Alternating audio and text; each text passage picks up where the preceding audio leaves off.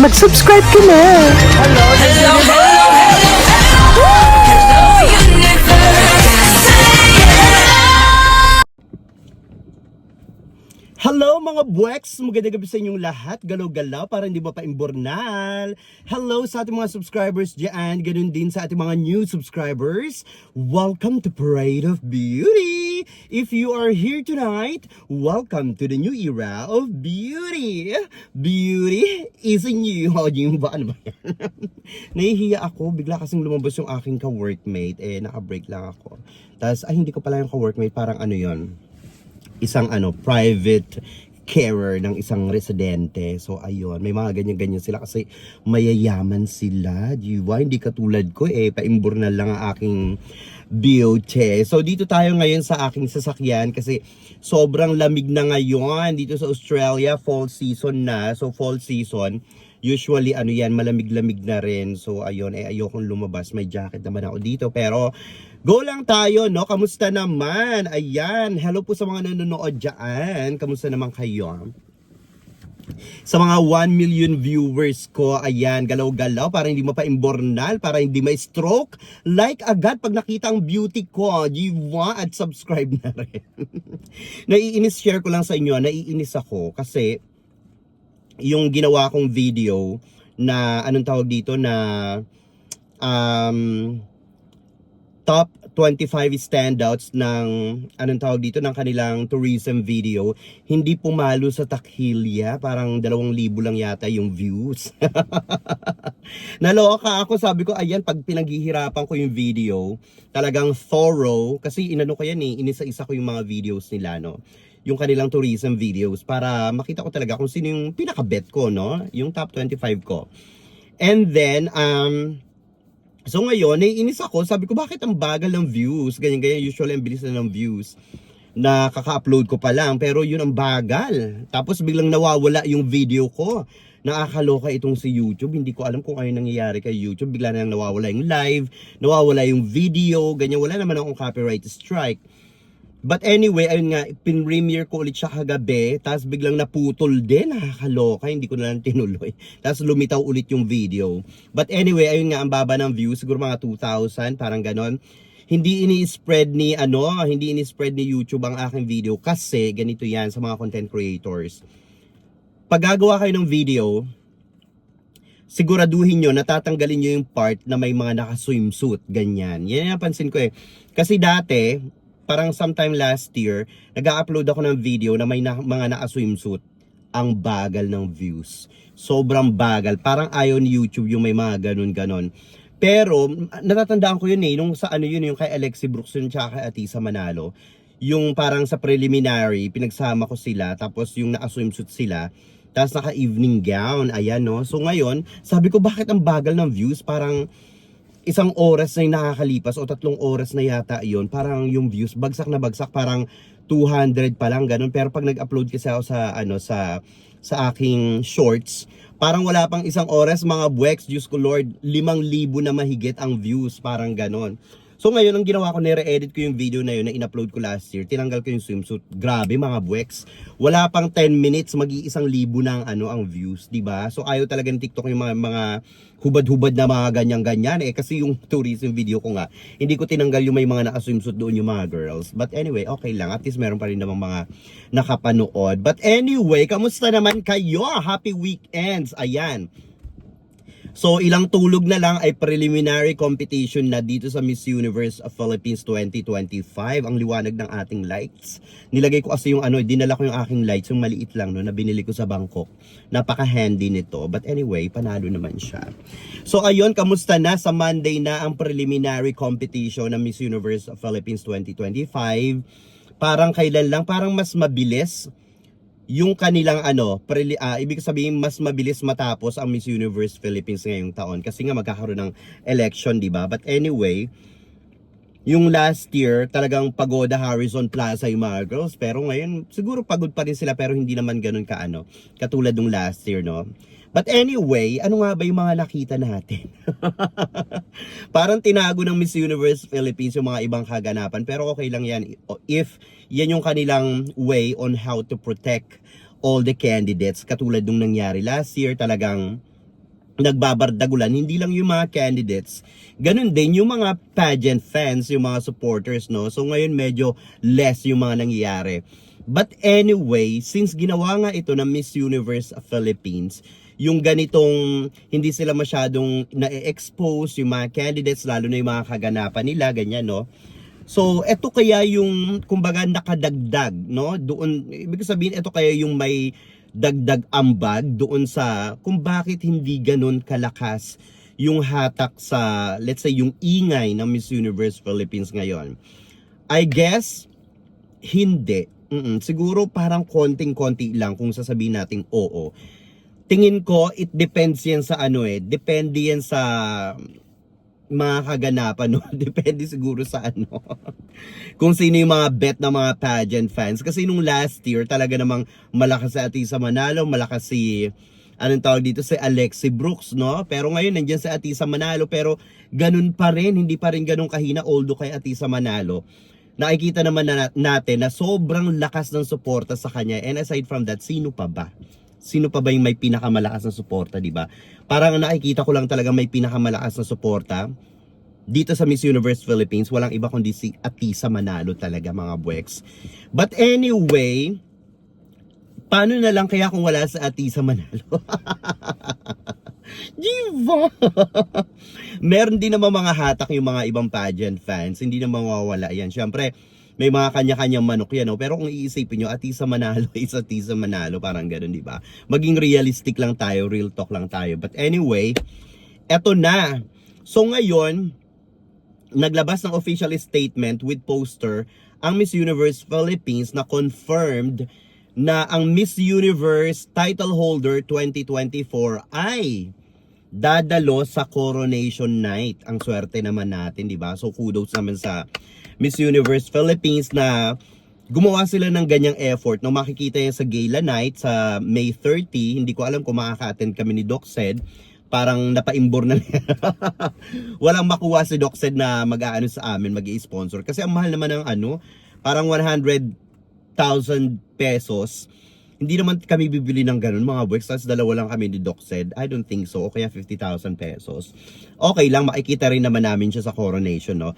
But anyway, ayun nga, invited ng Miss Universe Philippines Organization ang Miss Universe title holder 2024, or let's say title holders. Kasi nandyan yung mga Continental Queens. Of course, our very own Chelsea Manalo, di ba? Papaunlakan niya ang mga reyna ng universe or universo, di ba?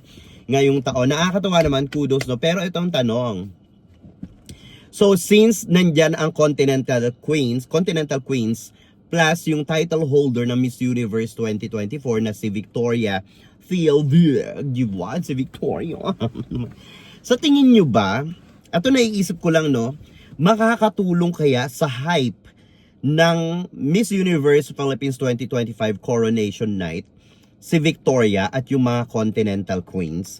Sa tingin nyo, mga buweks, mag-ingay nga kayo sa ating comment section. Kasi ngayon, hanggang ngayon, chinek ko yung Miss Universe, anong tawag dito, or yung MOA Arena, or let's say yung SM tickets, no? Tinignan ko yung mga binibentang tickets. Nagulat talaga ako hanggang ngayon, mga buweks, ang dami pa ring mga available na seats. Lalong-lalo na dito sa VIP. Nagulat ako, as in, ang dami pa talaga. Kaya siguro ang Miss Universe Philippines, nag-release na rin ng official statement na may papremyo sila, parang ganun, no? Sa mga pageant fans, para mabigyan ng premyo ng VIP seats sa Miss Universe Philippines Coronation Night itong taon na ito, no?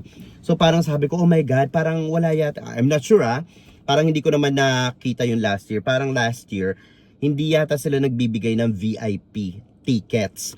So ngayon lang talaga. So parang naisip ko, wow, talagang napaka-generous ng Miss Universe Philippines Organization ngayon. Or siguro nararamdaman na nila na parang, I don't know, titignan natin yan, baka mamaya biglang ma-sold out yung tickets. Or ibagsak nila yung presyo ng konti sa VIP. Kasi ang dami talagang seats pa na available sa VIP seats. Kumbaga, yung gitna, parang wala pang kalahati ang napupuno. Oo, wala pa. Tapos yung sa gilid, parang mangilan-ngilan pa lang yung nandudoon na nakabili ng VIP seats.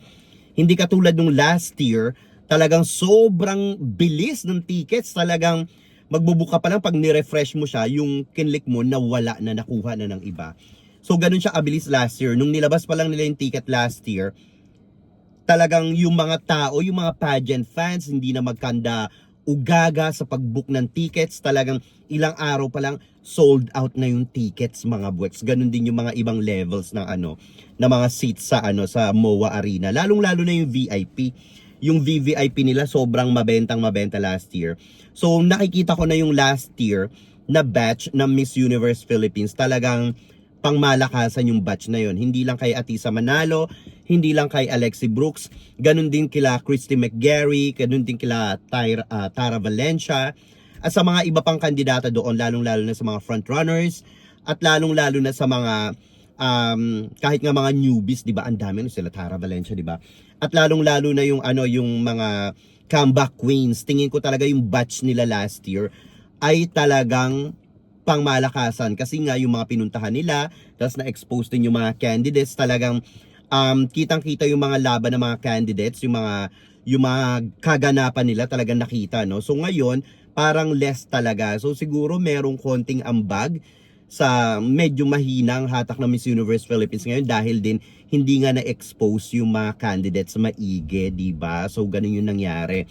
And then, ayun nga siguro yung mga candidates din ngayon, parang kung sino lang yung mga kandidatang, let's say for example yung comeback queens or yung mga anong tawag dito, yung mga newbies, siguro dun din sa part na yon kasi merong mga comeback queens, meron din mga newbies na hindi rin ganun kalakas yung hatak sa pageant fans, di ba? So, tingin ko yun yung malaking ambag. Kasi, kahit na hindi na i-expose yung mga candidates sa Miss Universe Philippines ngayon, yung mga kaganapan, kahit na hindi sila mga shadow na i-expose, no?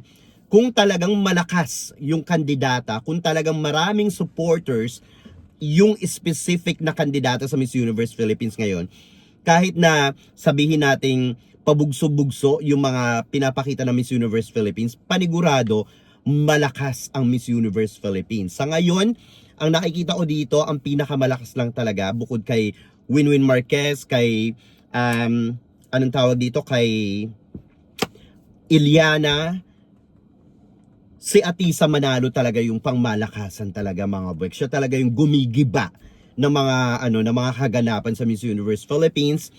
And of course, nandiyan din si Chelsea Fernandez.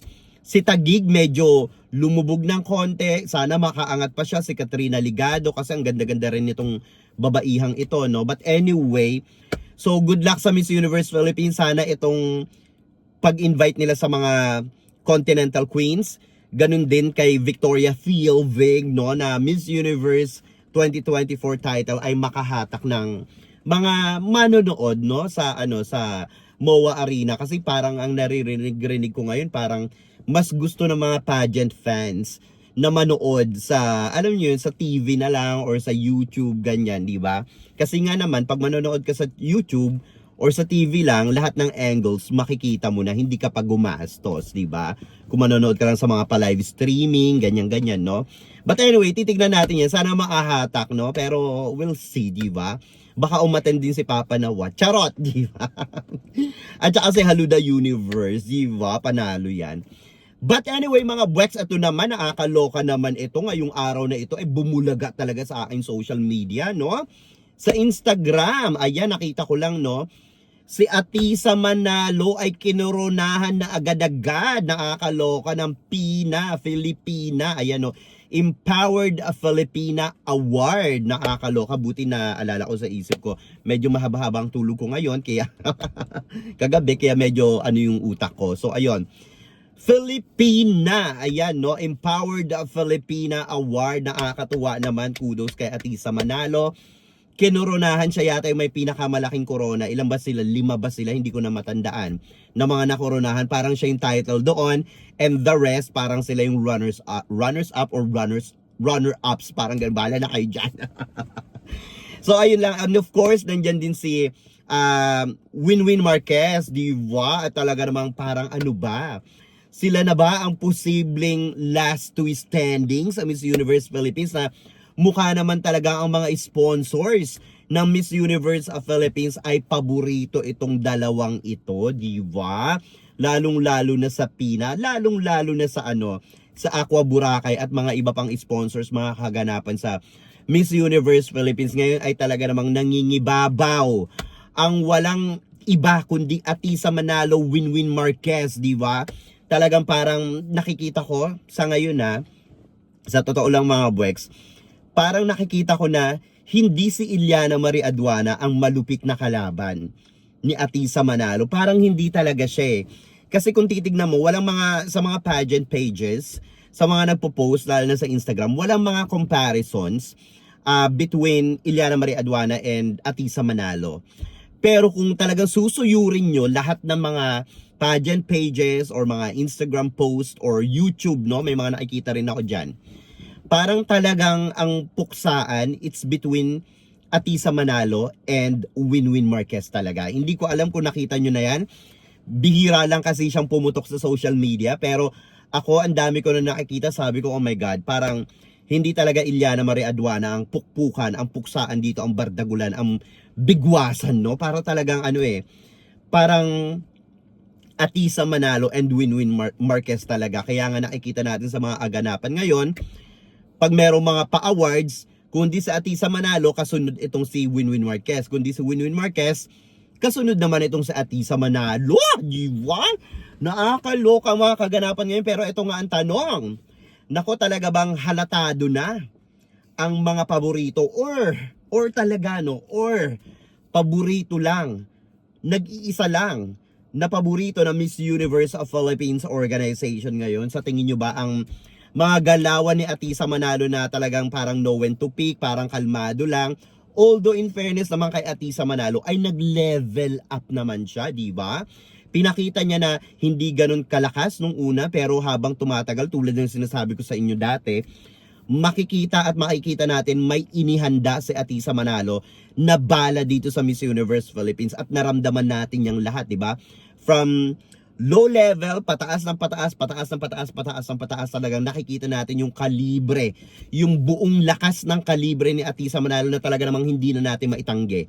Hindi na natin maitago, na talaga namang nakikita ko na itong si Atisa Manalo, bumalik ito tulad nga ng sinasabi ko sa inyo, hindi babalik yan ng Miss Universe of Philippines ng ganun-ganun lang. Panigurado ito na yung laban niya ngayon, siguro napaghandaan niya na yan. No? Kumbaga, okay, may na-appoint dati, na-appoint nga itong isang si girl, no, si Beauty Queen, tapos nag-back out si Maureen Montaigne, no. Siguro ang nangyari diyan, may plano na talaga si Atisa Manalo na lumaban ng Miss Universe Philippines, but since lumitaw nga itong si Maureen Montaigne, parang nag-giveaway itong si Atisa Manalo. But anyway, no, all of a sudden, si Maureen Montaigne ay biglang nagbitaw. So ngayon, since handa naman ito sa Atisa Manalo, or kung talagang binugan niya na, no, handa man itong sa Atisa, kumbaga handa na sa Atisa Manalo, kaya lang parang lang siya, nag-back out kasi nga may Maureen Montaigne. But anyway, yung biglang nawala nga itong si Maureen Montaigne, ayan na. So talagang todo bigay na si Atisa Manalo unti-unti, or kung hindi man ganyan yung nangyari, panigurado magaling yung may hawak kay Atisa Manalo, di ba? Ganun sila kabilis, ganun sila ka-powerful, di ba? Mamamatay na ang aking right, di ba? So nakakatuwa lang, ang galing-galing ni Atisa Manalo, yung atake niya. Tulad ng sinabi ko, hinihintay ko na may maibubuga pa siya, magle-level up siya. At ngayon, nakikita ko naman yun, yung kanyang pinapakita ngayon sa Miss Universe Philippines, na mukhang mahina siya nung una, pero ramdam ko pa rin yung lakas niya. Pero ngayon, talagang tumataas siya. Tulad ng sinabi ko sa inyo, meron niyang talagang ibubuga, no? At pinapatunayan niya talaga yan ngayon. At nakikita ko yan. Nakikita nyo rin yan, no? And I'm very, very happy sa mga nagaganap ngayon kay Atisa Manalo at sa mga ibang girls. Ngayon, magkakaalaman na lang ito sa preliminary. Diyan makikita kung sino yung makakasungkit talaga ng corona, no? Yung talaga magiging magsha-shine, lalong-lalo na sa Coronation Night, diba? But anyway, bago mamatay ang aking ilaw ngayon, ayan, maraming salamat po sa mga nag-like sa inyo, mga nag-subscribe, diba? Anyway, mga Bwex, ano masasabi nyo dito sa ating mga chika ngayong gabi? Mag-ingay kayo sa ating comment section para makita ko rin ang inyong mga opinion. Hanggang sa susunod natin mga chika-chikahain. Bye for now, mga Bwex, and I love you all. Bye! See ya!